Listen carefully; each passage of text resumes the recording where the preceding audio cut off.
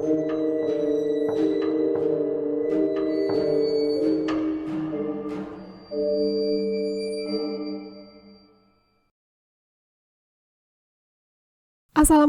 warahmatullahi wabarakatuh.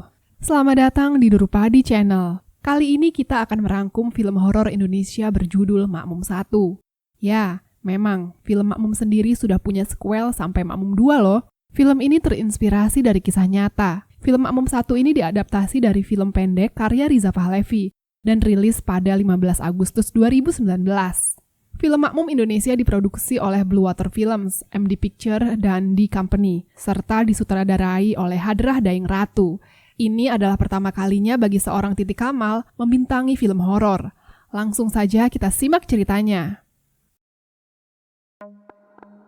Film ini berlatar tempat di sebuah asrama putri. Di sebuah kamar, seorang anak perempuan bernama Nurul terbangun dan membangunkan temannya Nisa untuk mengajaknya sholat tahajud. Temannya Putri nampak tak ada di ruangan. Mengira temannya sudah duluan pergi sholat, Nurul pergi mengambil air wudhu. Ia pun segera sholat di kamarnya. Baru saja mulai sholat, pintu kamar terbuka dengan sendirinya. Nurul melanjutkan sholatnya. Namun alangkah kagetnya ia saat terdengar sebuah suara yang mengikuti sholatnya seperti seorang makmum. Ia pun gemetaran sambil terus membaca doa. Lagi-lagi suara makmum terdengar hampir di setiap pergantian gerakan sholatnya. Hingga ia pun selesai. Pintu kembali bergerak-gerak dan terbuka. Seorang perempuan terlihat melangkah di depan kamar dan kemudian jatuh pingsan. Ternyata itu adalah Putri. Di lain tempat, seorang wanita berada di ruang jenazah. Ia sedang menjahit luka dari mayat laki-laki yang terbaring di atas meja mayat. Tiba-tiba terdengar suara ketukan dari luar pintu beberapa kali. Wanita itu memanggil nama seseorang, mengira bahwa Pak Wijilah yang mengetuk pintu. Namun, saat ia menghampiri dan membuka pintu, tak ada seorang pun di sana. Sepanjang lorong pun tampak kosong. Sang wanita masuk kembali dan melanjutkan pekerjaannya. Sekarang lampu di ruangan itu berkedap-kedip. Ia pun dengan memberanikan diri berbicara kepada siapapun itu untuk jangan mengganggu dirinya yang sedang bekerja. Ajaib, lampu kembali normal. Setelah selesai, ia pun menyimpan mayat pada tempatnya dan membersihkan diri di wastafel. Saat ia tersadar, ada seseorang di belakangnya. Ia membalikkan badan dengan perlahan dan melihat sesosok laki-laki berbaju putih dengan belangkon berdiri di belakangnya. Dengan tenang ia mengucapkan selamat jalan kepada sosok itu, dan seketika sosok laki-laki itu menghilang. Di asrama terlihat seorang wanita berkerudung terengah-engah mendekati dan memasuki sebuah ruangan. Ia mengambil sebuah kunci dan memasukkannya ke dalam saku jaketnya. Namun ia tak menyadari jika kunci itu jatuh ke lantai. Merasa pede telah mengantongi kunci, ia pun segera keluar pintu. Saat tiba-tiba ada seseorang yang sedang berjalan ke arahnya. Ia masuk kembali dan menunggu sampai wanita itu melewatinya. Kemudian ia berlari keluar dari rumah itu dengan terburu-buru. Namun saat akan membuka pintu gerbang, ia tidak mendapati kuncinya. Ia pun tampak kecewa dan kembali masuk untuk mengambilnya lagi. Saat itulah ia tertangkap. Wanita itu langsung memarahinya, membawanya ke dalam kamar yang berisikan 2 orang, mengatakan bahwa wanita berkerudung yang diketahui bernama Nurul itu tak tahu berterima kasih karena sudah makan dan tidur gratis, namun masih saja ingin kabur melanggar aturan. Setelah itu di luar kamar, terlihat seorang laki-laki memanggil wanita itu dengan sebutan Mbak Rosa. Ia mengingatkan untuk jangan mengunci pintu kamar anak-anak dari luar. Ia takut jika terjadi sesuatu seperti kebakaran, anak-anak tak bisa menyelamatkan diri. Selanjutnya, wanita yang bekerja di kamar mayat tadi terlihat berjalan pulang. Namun saat sampai di depan pintu rumah, ia disambut oleh tulisan yang memintanya untuk segera membayar sewa kontrakan. Di dalam kamarnya, wanita itu termenung sambil memegangi sebuah foto. Kembali ke asrama, di dalam kamar, Putri tiba-tiba saja menggeram seperti orang kesurupan. Nisa membangunkan Nurul. Namun sepertinya mereka tidak bisa menolongnya. Mereka berusaha untuk keluar mencari bantuan. Tapi sialnya, pintu kamarnya terkunci dari luar. Mereka berdua berusaha menggedor-gedor pintu, sampai akhirnya berhasil keluar. Putri yang kesurupan terlihat semakin parah. Ia mulai berdiri, sambil kepalanya tergedek. Ia menggedor-gedor pintu kamar yang ditahan oleh Nurul dan Nisa dari luar. Saat gedoran pintu berhenti, Nurul dan Nisa melepaskan pegangan pintu dan membukanya. Tak disangka tubuh Putri langsung ambruk di hadapan mereka. Di kamar lain, seorang wanita tua terbangun karena mendengar suara ribut-ribut itu. Ia memanggil-manggil nama Slamet. Bu Rosa yang juga mendengar keributan itu mendatangi kamar dan memperingatkan mereka untuk tidak membuat masalah. Bu Rosa kesal. Ia tidak bisa libur karena anak-anak itu nilainya jelek. Nurul berjanji untuk mengikuti aturan di asrama. Namun ia meminta Bu Rosa untuk tidak mengunci pintu kamar lagi. Bu Rosa menyetujui, asalkan mereka tidak kabur, atau mereka akan dikeluarkan dari asrama dan sekolah, atau bahkan akan dilaporkan ke kantor polisi. Bu Rosa mendatangi wanita tua yang diketahui bernama Ibu Kinanti untuk menanyakan keberadaan Slamet. Bu Kinanti bertanya tentang keributan yang terjadi, namun Bu Rosa berkata bahwa mereka itu hanyalah anak-anak manja, dan seharusnya mereka dikeluarkan dari asrama. Bu Kinanti berpesan agar jangan terlalu keras kepada anak-anak. Namun Bu Rosa berkata bahwa untuk apa yayasan menunjuknya sebagai pengganti Bu Kinanti jika ia menerapkan cara yang sama seperti beliau. Bu Kinanti ingin memberitahu sesuatu tentang asrama ini, namun Bu Rosa menghentikannya. Malah Bu Rosa mengajukan ke yayasan agar Bu Kinanti yang sakit dipulangkan ke kampung agar ada keluarganya yang mengurus. Bu Kinanti hanya terdiam. Di dalam kamar, Putri, Nurul, dan Nisa berdiskusi untuk mencari bantuan kepada guru agamanya, yaitu Pak Ganda. Di tempat lain, seorang wanita mengetuk-ngetuk pintu kamar. Ia memanggil-manggil nama Rini, wanita yang bekerja di kamar jenazah. Ia menagih uang sewa kontrakan. Rini membayarnya untuk 2 bulan dan berjanji melunasi sisanya. Namun Rini malah diusir dari kontrakan dan harus keluar hari itu juga. Rini pun segera angkat kaki dari kontrakan itu. Secara kebetulan, di depan jalan ia bertemu Pak Slamet yang membawa mobil yayasan. Mereka berkendara menuju panti, sembari berbincang-bincang tentang pekerjaan Rini, tentang kehidupan di asrama saat ini, yang digantikan oleh sosok Bu Rosa sebagai kepala asrama yang baru. Pak Slamet menilai Bu Rosa sebagai sosok yang dingin dan keras. Kegagalan beberapa kali dalam berumah tangga disinyalir sebagai penyebabnya. Ia tidak menerapkan prinsip kekeluargaan seperti Bu Kinanti. Tak jarang anak asrama menjadi sasaran kemarahannya dengan dalih disiplin. Nurul dan Nisa tidak boleh pulang selama liburan ini. Nurul berasal dari Jombang, sama seperti Rini, dan Nisa adalah anak yatim asal Blitar. Rini tiba-tiba menanyakan tentang Ningsih, temannya sesama penghuni asrama, karena sudah lama ia tak bisa menghubunginya. Tiba-tiba, Rini dikejutkan oleh sesosok perempuan berbaju putih yang melintasi jalanan, dan saat mereka turun untuk mengeceknya, sosok itu menghilang. Kembali ke asrama, di ruangannya, Bu Kinanti melihat sosok perempuan berdiri di dalam kamar, di depan jendela kamarnya. Bu Kinanti melihatnya kembali, namun sosok itu telah menghilang. Nurul yang ditugaskan mengantarkan makanan ke ruangan Bu Kinanti langsung diberitahu bahwa ada seseorang di kamarnya. Namun Nurul tak menemukan siapapun di sana. Rini dan Pak Slamet sampai di asrama. Mereka berniat mengejutkan Bu Kinanti dengan kehadiran Rini yang sudah 13 tahun meninggalkan asrama. Rini memasuki sebuah kamar. Ia teringat akan kenangan bersama sahabatnya Ningsih saat dulu tinggal di asrama ini. Tak lama kemudian, Rini bertemu dengan Nurul, Nisa, dan Putri. Mereka pun berkenalan. Nisa bertanya kepada Rini, jika dulu, apakah Rini pernah melihat atau mengalami hal yang aneh selama tinggal di sini, hantu yang sering mengganggunya ketika mereka sholat. Namun belum sempat Rini menjawab, Rini bertemu dengan Bu Rosa. Ia mengutarakan keinginannya untuk menjadi tutor di asrama ini. Bu Rosa menerimanya, namun dengan penekanan bahwa aturan asrama ini dijalankan dengan lebih disiplin. Tiba-tiba, hal aneh terjadi di kamar ini. Pintu lemarinya bergerak dengan sendirinya. Sekelabat sosok berwarna putih mengagetkannya. Ia pun mengabaikan kejadian itu dan segera menemui Bu Kinanti. Mereka berpelukan melepas rindu.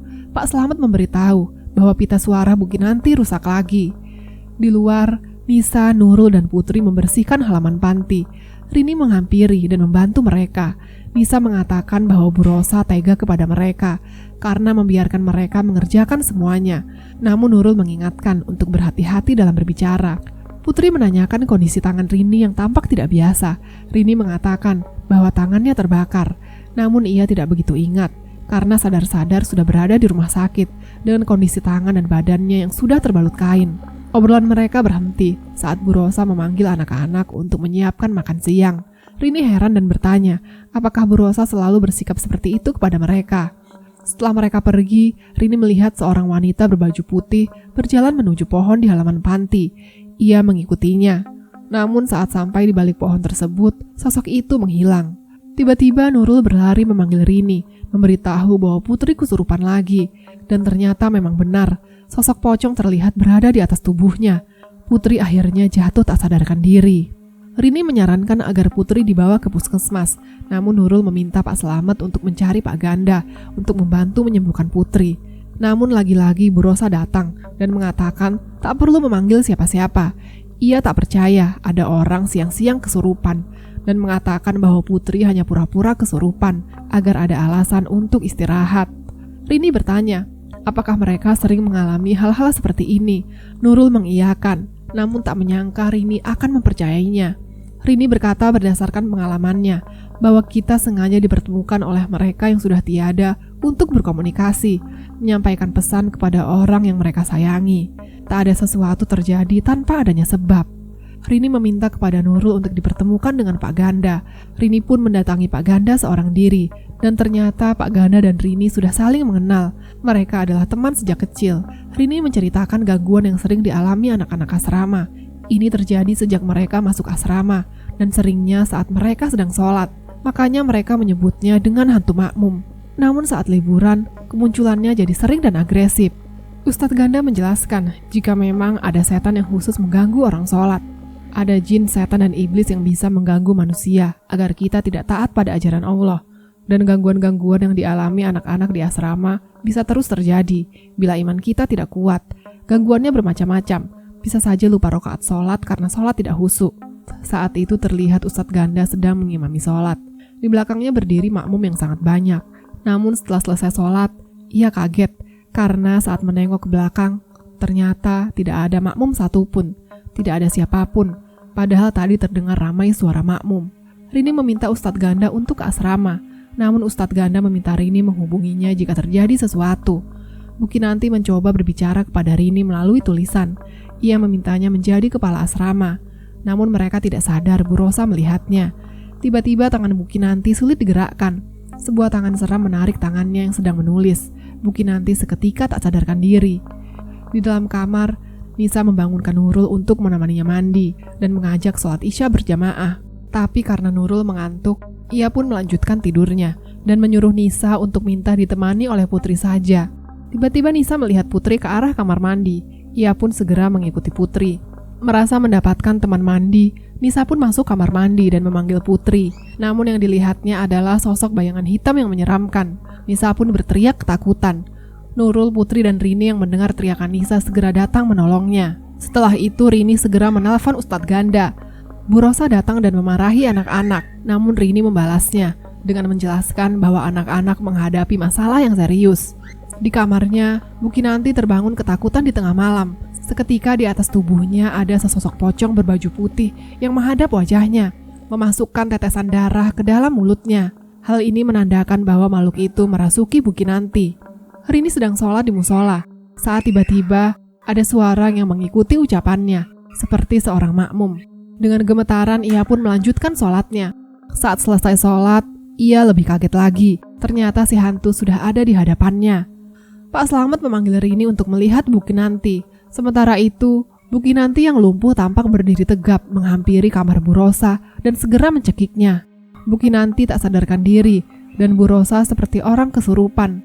Rini dan Pak Slamet yang tak menemukan Bu Kinanti di kamarnya mencari ke ruangan Bu Rosa, namun disambut dengan bantingan pintu yang keras. Rini bingung, bagaimana orang lumpuh seperti Bu Kinanti bisa pergi, tak mungkin bisa jauh-jauh. Ia merasa aneh. Mereka pun melanjutkan mencari Bu Kinanti. Tiba-tiba Pak Slamet mengingatkan Rini mengenai kebakaran di asrama dulu, yang menewaskan sahabatnya. Bu Kinanti curiga kejadian di asrama saat ini ada kaitannya dengan kebakaran itu. Karena itulah Rini diundang ke asrama. Tiba-tiba Putri lewat. Pak Slamet menghampirinya. Sebelumnya ia menyuruh Rini masuk ke kamar Bu Kinanti untuk membuka kotak di bawah ranjangnya. Tiba-tiba Bu Rosa yang kerasukan menyerang Pak Slamet dari belakang dengan membabi buta hingga Pak Slamet terluka. Sesampainya di kamar Bu Kinanti, Rini segera membuka kotak yang dimaksud Pak Slamet. Di dalamnya terdapat potongan koran berita orang hilang, yaitu Ningsih. Ingatan Rini kembali saat dulu ia bersama Ningsih sholat tahajud berjamaah, di mana Ningsih meminta Rini menjadi imam dan ia menjadi makmumnya. Rini meminta Ningsih pergi duluan ke kamar, karena Rini masih ingin berdoa. Namun tiba-tiba Ningsih dikagetkan oleh kebakaran yang terjadi di kamarnya. Rini dan Pak Slamet segera berlari menyelamatkan Ningsih. Namun tangan Rini terbakar. Kembali ke kamar Bu Kinanti, tiba-tiba lampu di kamar itu padam. Rini menyalakan lampu minyak. Namun kemudian kaget karena ia menjatuhkannya. Ia pun ikut terjatuh dan pingsan. Dalam ketidaksadarannya, ia diperlihatkan kepada seseorang yang memasuki pintu kamar. Wanita itu mengenakan mukena dan menyalakan lampu minyak. Namun kemudian lampu itu membakar seisi kamar dan mengenai wanita itu yang ternyata adalah Ningsih. Di kamar anak-anak, tiba-tiba jendela kamar terbuka dengan sendirinya. Angin kencang masuk membuat Nurul dan Nisa terbangun. Suara langkah kaki dan pintu yang coba dibuka terdengar. Pak Slamet menceritakan kepada Rini, malam itu Ningsih terbakar. Ia bingung dan takut asrama ini dimintai pertanggungjawaban. Anak-anak saat itu sedang libur. Akhirnya Bu Kinanti memerintahkan Pak Slamet untuk menguburkan Ningsih. Putri sepertinya adalah perantara untuk menyampaikan pesan agar kebenaran bisa terungkap. Sebenarnya Pak Slamet dan Bu Kinanti sering diteror. Namun semenjak Putri masuk asrama, intensitas kemunculan Ningsih semakin kuat. Dan ternyata Putri adalah adiknya Ningsih. Pak Slamet meminta maaf kepada Rini karena telah berbohong tentang Ningsih. Teriakan Nisa dan Nurul terdengar dari kamar. Pak Ganda yang telah datang ke tempat itu pun melihat sesosok wanita di depan kamar dan langsung menghadapinya. Ia terlempar dan mulai membacakan ayat-ayat suci. Si hantu pergi dan anak-anak berhasil diselamatkan. Namun si hantu dalam tubuh Bu Rosa datang kembali dan menyerang mereka. Rini berbicara kepada hantu Ningsih dan memintanya untuk menghentikan semua ini. Karena sejatinya kebakaran yang terjadi adalah sebuah kecelakaan dan anak-anak ini tidak bersalah. Mereka pun selamat. Pak Ganda membacakan doa-doa yang diikuti semuanya. Si hantu semakin lemah. Bu Rosa terjatuh dari atas dan segera sadar. Tiba-tiba lampu mati dan sang hantu kembali muncul. Pak Ganda membacakan ayat kursi. Sang hantu terbakar dan menghilang. Bu Kinanti ditemukan selamat di bawah kolong di kamar Bu Rosa. Bu Kinanti menyerahkan kepemimpinan asrama kepada Rini dan Bu Rosa dipindahkan. Ia juga menunjukkan makam Ningsih. Rini dan Putri mendatangi makam Ningsih dan berjanji akan menguburkannya dengan layak. Cerita pun berakhir. 2 tahun kemudian, terlihat anak-anak sedang melakukan sesi berfoto bersama di depan asrama. Terlihat perut Rini yang membesar. Di sampingnya ada Ustadz Ganda.